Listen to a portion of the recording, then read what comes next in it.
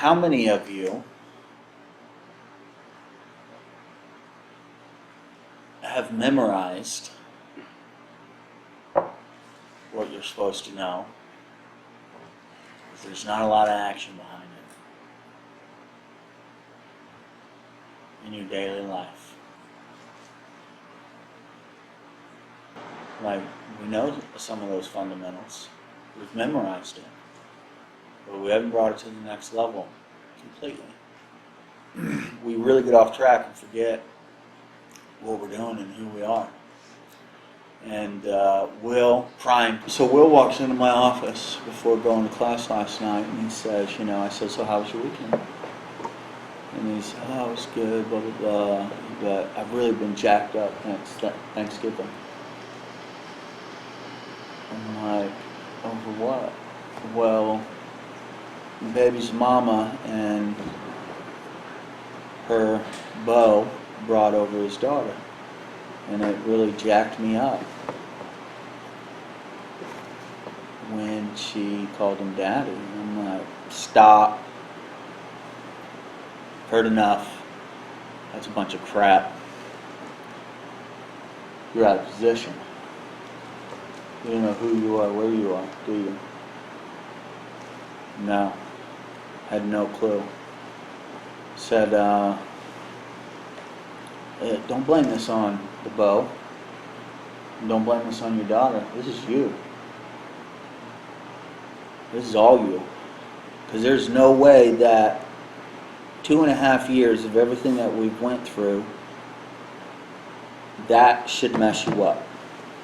Because we've already visited those areas. So we learned something, we knew it, but there was some sort of lack of execution over I don't know when we did, your fourth and fifth step. I don't remember, and 6 and all this stuff. I don't remember the exact time and how long he had been in, but we identified those things with those forms, and looked at your responsibility and position in those, and then we did it the way in which the steps tell us to do it. But unfortunately, there was no surrendering to infinite possibilities, if you will, in that process for that to mess them up this long into it. So it was something that was deep-seated in there, and ultimately, because we're supposed to start from this place of gratitude every day, when we understand who we are, where we are, based on where we came in, and our responsibilities at our current position, we would be nothing but grateful for a man that took care of our child, and when we didn't, and we would be able to see him as a blessing, not a curse, in that moment. And so we were able to kind of walk through some of that and just really understanding, I guess understanding is not the word, but just using these tools so that you can know what's going on in your life. Because when something beams up inside of you and it starts, Dr. Jeffers calls it the rub, or sometimes it can be the fire, or sometimes it can be the kick to the nuts, or sometimes it's a shin kick or a forearm shiver, as Eric likes to put it. Our attention doesn't go to that. Our attention is supposed to go to, wait a minute, something's out of order here.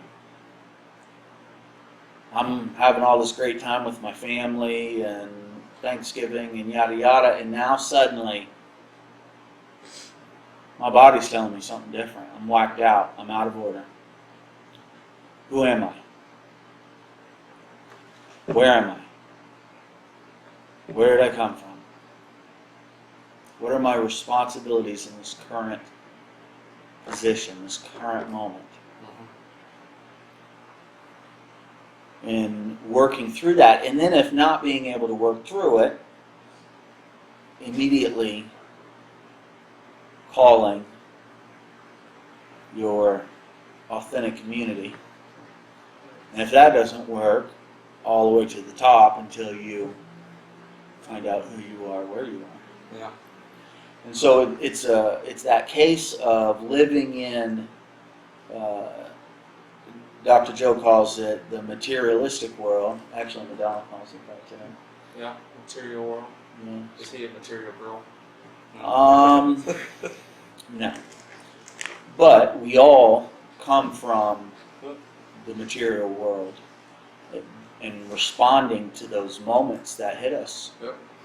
That's what he says with the stress. Stress will, if unchecked properly, that's its natural course. It puts you back into a materialistic phase. He brings us all the way back to who we are, where we Yeah. are, ultimately by saying, listen, the difference between humans and animals are they live in this state and we live over here in this state where the deer can run across the road and freak out or see the hunter and take off, but then 2 seconds later, once the coast is clear, he's eating, he's chilling. The human body does not have that ability to do that. And so we stay in that state of reaction, fight, flight, or freeze. Yeah. Well, it's what we've known for so long that is one of the things that happened on that video that I watched with them saying that it really hit me with like how, I still go back to processing to be that way, and so when stress is introduced or pressure is introduced or however we want to process it, we process it as stress or fear or whatever else. If you get hit hard, it's like the old adage, right, saying like, everybody's got a plan until you get punched in the face, and then your plan is at the window, right, with the fighters. Well, you naturally revert back to your most familiar state of mind, right? And for most of us, if our true position that we're talking about over here is not our most familiar state of mind, when stress is introduced, we revert to this other familiar state of mind or being or emotion called what I'm used to and what I've always reverted to my entire life, because I haven't taken the time to familiarize myself with this state of being, right, long enough to be in a place where when stress hits, I naturally migrate to this place, which is my real current position based on where I came in, right? So for me, what I've had to spend a lot of time going back to, because in studying that and looking at that, I realized how often I was doing that too. I was reverting back into this weird kind of past place of familiarity when I got rubbed or bumped or hit, whatever you're going to call it, is I have to spend time talking to myself, envisioning myself, and meditating on that place called, here's who I really am, here's my current position, here's who I really am. And the more often I do that, the more repetition I put into that, the more familiar I become with that position versus the one that I've known for so many years that I have a tendency to revert back. Does that make sense? So what do you have to do first? Stop. And in that process, stop and get back into my original position based on where I came in. And I have to take the time and go, okay, for me, that really is like, I go back, what really knocks me in is I go back to jail. And when I can get myself back to jail where everything kind of hit rock bottom for me, because for some reason for me in that place where I came in, I'm often reminded like I should have never gotten past there, right? And everything is my responsibility. That's where I accepted responsibility for my life for the first time.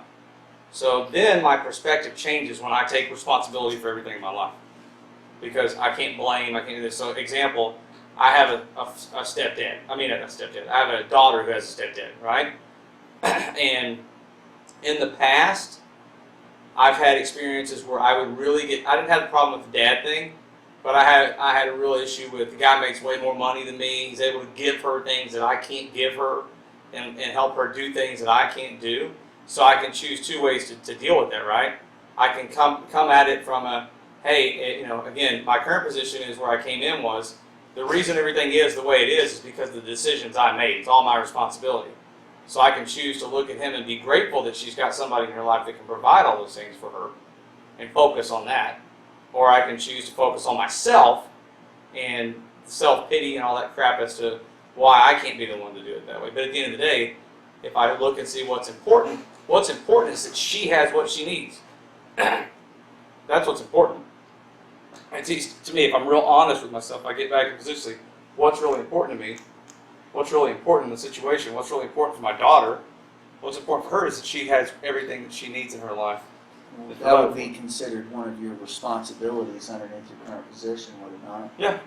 So, when knowing who you are, where you are, looking at those responsibilities and seeing that, how those responsibilities are being met, whether they're from you or from an outside source, it automatically positions you to see things from a different place. You have to be grateful for it at that point, if you are authentically accepting your current position. Yeah. Now, I had asked you, what do you do first? And you answered, going back to that current position or that place where you came into understanding of you're in charge of your life, you're responsible for your life, you're responsible for the past. What was it about that position, that time? What was it about that experience that gives you the ability to automatically go back there mentally to move forward? That place is a place where all of my delusions and illusions were destroyed. And so when I'm in that position,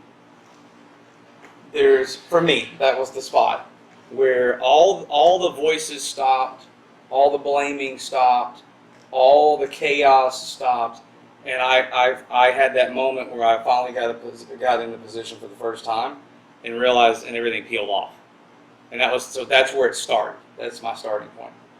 And so when I get there, then the same thing happens. When I can take myself back there, all of a sudden it's like a time warp with all the other stuff. I'm aligned where I can see all the good things that have happened in my life from there, from that point till today. I'm able to see the truth of, well, look at all the great things that have happened in my life based on where I came in. Because now I've got an accurate view of my life versus a rear-facing view or a weird view where I'm in a blaming or a self-pity mode. Now I'm sitting where my true position is, a place of humility, a place of brokenness, a place of acceptance. And I say, okay, from there, now I can actually see my life. Because the thing that always goes through my mind is, and this is signs it coulda, woulda, shoulda went out the window a long time ago. Right? So I can coulda, woulda, shoulda all I want to, but from that spot, I should have never, in all things realistic, I should have never proceeded from there, physically. Right. I could have gone on many journeys spiritually and mentally, but from my physical existence, should have never proceeded past that jail cell. So everything after that, every moment after that moment, is 110% blessing. Undeniable. Undeniable. So that's how I get back in that spot. I have to go back in that place. I mean, when I get there, I can smell it, I can feel it, and I say I have to stop, because I have to tell myself, stop, in my head, get back, go there. And when I get there, it doesn't take long. It's a couple seconds. It's like it all comes flooding back in, and then I can start proceeding back to where I am now. And it's like a little walk, And then I'm positioned. I look at things totally different. I did it at dinner the other night. I had dinner with Peyton for her birthday, and on the way there, some stuff got screwed up with her little birthday present, which would have 5 years ago or 3 years ago would have derailed me, because I would have been showing up to my daughter's 16th birthday empty-handed, and it would have all been about me and how crappy of a dad I was, and blah, blah, blah, blah, blah, all the things I used to say to myself. And I accepted my current position on the way there when it didn't work out.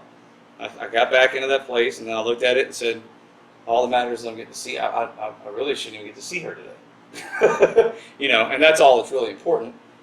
And then I got there, and everybody was giving presents, and it came time for her to open up my gift, and there wasn't one there.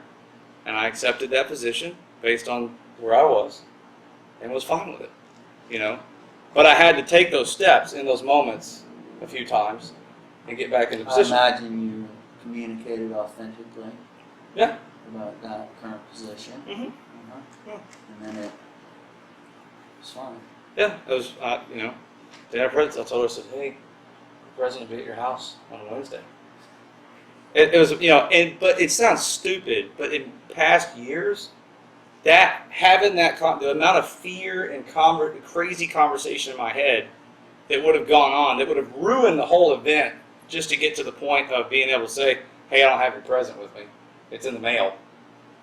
Would have been crazy. But because of getting back into my position and having that little journey, that little adventure, from here to there, and positioning myself, I was fine.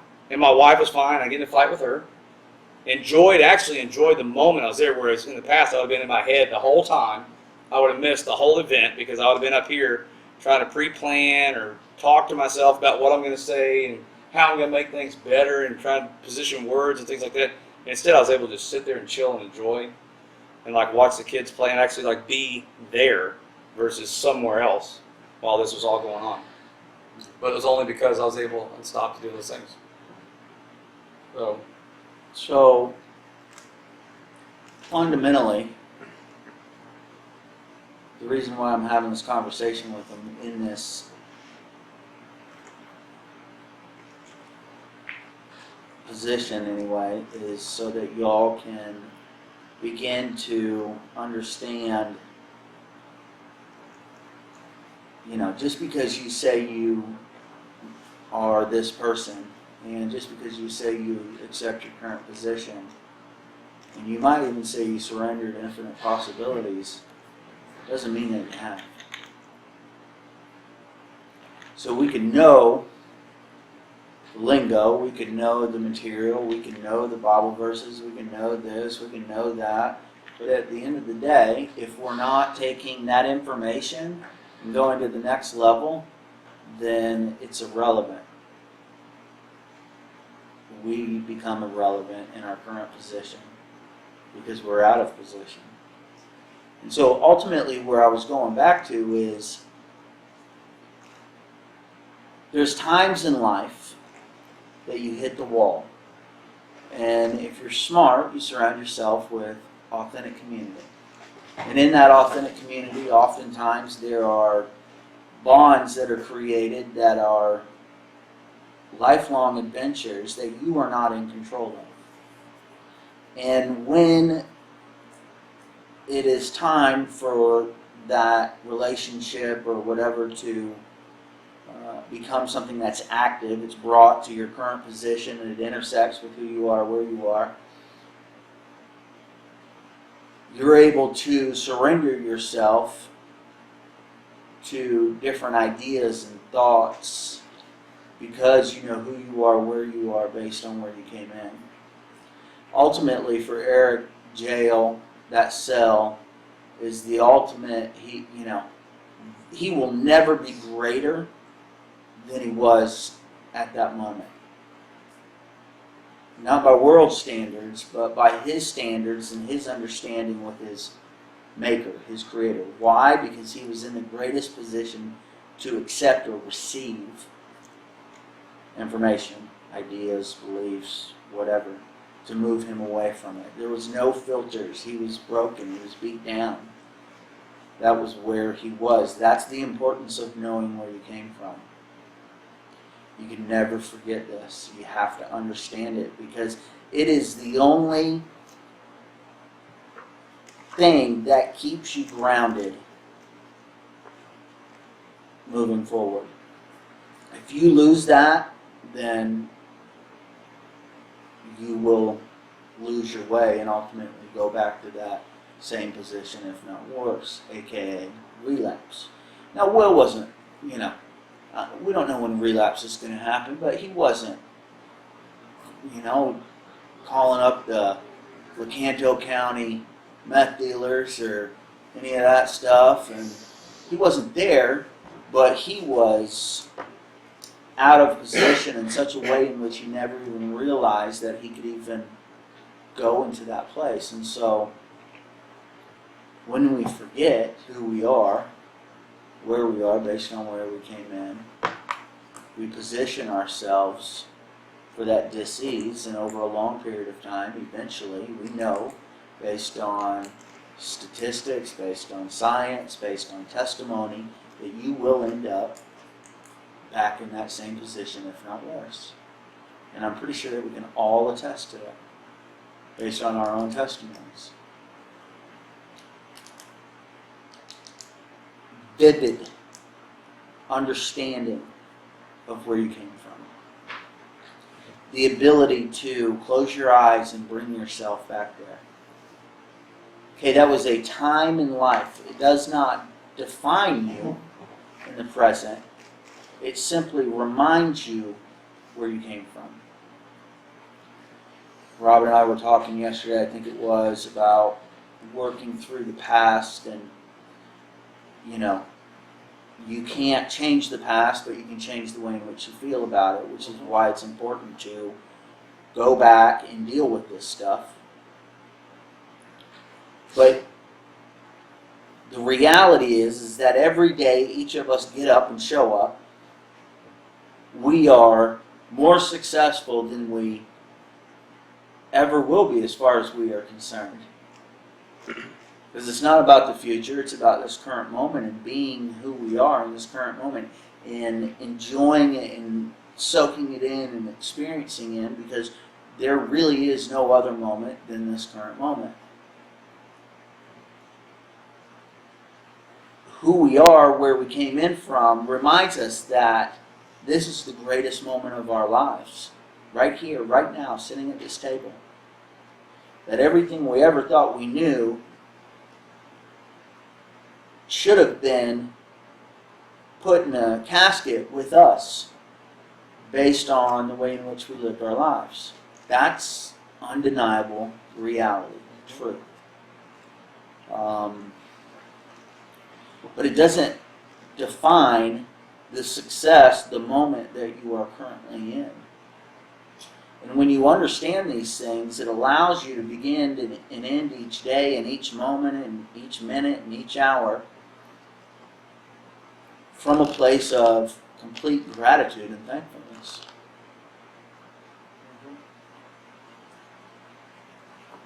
It's not just something that you say.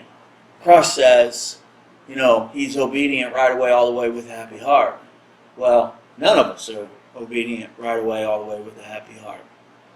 Not all the time, anyway. We're always in pursuit of practicing perfect practice in regards to that simple, universal thing that we know makes people's lives better. But he knows it. And if you're not around him when the lights go down and the horns come out and his head starts spinning, you don't realize that, as far as you know, he knows it, so he must be acting it.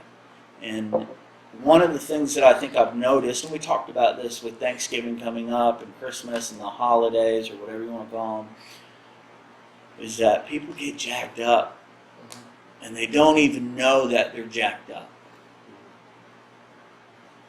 And before you know it, you find yourself in a place where your emotions, your body, everything is diseased. It's out of order.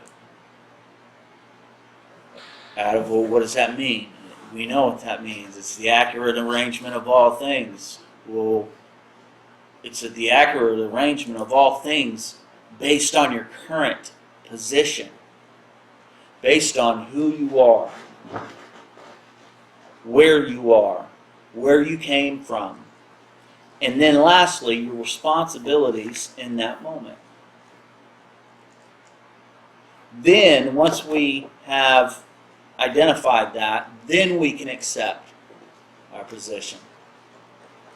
A lot of us just walk around going, oh yeah, accept my position, or, And so, these fundamentals, this basic stuff, is irrelevant to your feelings. Remember that one time I spoke at your church and I told them Jesus didn't care about their feelings? That was my favorite moment. Yes, that was awesome. You could have heard a pin drop. That was so great. Jesus couldn't care less about your feelings. Everybody was like, Maybe I didn't say Jesus. Maybe I said God. I don't know what it was. I could hear everyone's feelings getting hurt when you said it. Oh. These things are just simple facts based on the undeniables. and your willingness to take a breath, remember where you came from, and then see things for what they are. Do you guys know how to, I'm kind of taking notes in my head, I'm journaling down what I'm talking about, so I've got it written, but, like, do you guys know how to walk yourselves through what he's talking about? Or what we're talking about here? Like, for me, I'm writing it down just so it's written down, but, like, you know, do you know how to stop, get yourself, do you know where your place is? If I were to ask you, where is your place? What does it look like? What does it smell like? What's there? What's around? Do you know what that is and how to get there? And do you know how to get yourself to take that journey from that point until this point and what you're supposed to gaze at and glance at along that path and how you're supposed to enter your current position and what you're supposed to be holding on to when you get there? Would you guys say you understand that? I would say no. And that's why I'm going backwards from last week's meeting, where we jumped into some priming.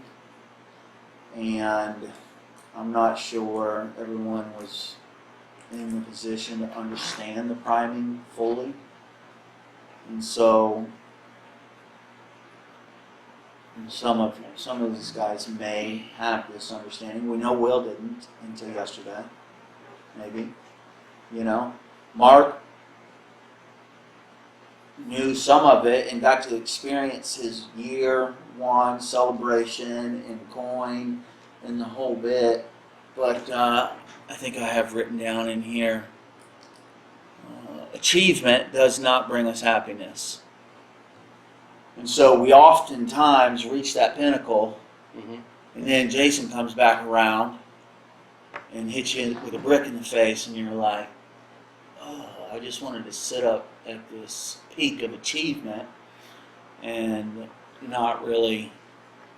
It's a disturbing thing, and so, you know, you found out that there was more after 1 year, and you knew that, but you didn't really understand your current position and your family and all that type of stuff.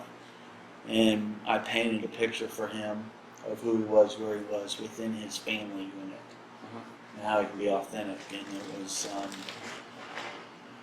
probably disturbing and challenging and true and all that stuff at the same time. But it is what it is when you see the undeniables. And then I spoke with Alex, and we talked a little bit about the priming, and actually we talked that night, and I think we talked a little bit too, but everyone within their gratitude was vague. So I'm grateful for the Adonai house, I'm grateful for this, I'm grateful for that. Well, that doesn't work. You've got to get focused on an individual and a moment in time that you are grateful for, and then move from that position to your current position, and then bring back that energy to that person and teach your body and understand that gratitude and that gratefulness and all those types of things. Blanket statements in regards to priming and in regards to this do not work. Yeah, it's got to be personal. There's got to be a personal attachment to the gratitude.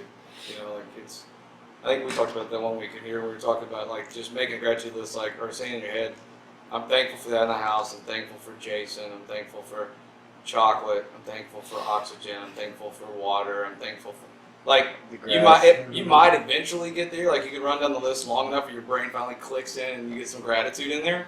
No. But if you think what I You're would say just is, repeating what you've learned, what you think you should be grateful for. Why am I grateful for the Adonai house? What is it specifically about the Adonai house, or someone at the Adonai house, or an experience in the Adonai house? An actual moment in time that I can visualize, that I can put myself in for a second, you know, and say, oh, I'm thankful for that house because of all that moment where Alex and I had that night and we were talking and we had that aha moment and that real spiritual connection at that point in time and figured something out and we saw God work in our life, right? Like, that can happen like that in your head. But all that stuff rushes in at that moment. There's an emotion, there's energy, there's all this, there's like a charge that takes place.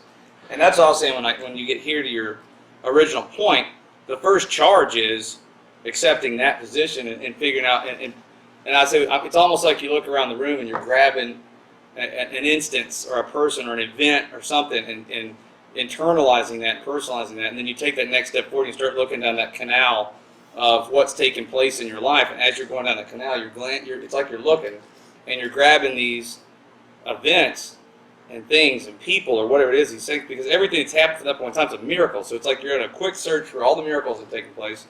And as you grab those things and pull those things in, as you're walking up, then when you walk into your current moment, you've got your arms full of legit, undeniable gratitude. Not statements of gratitude.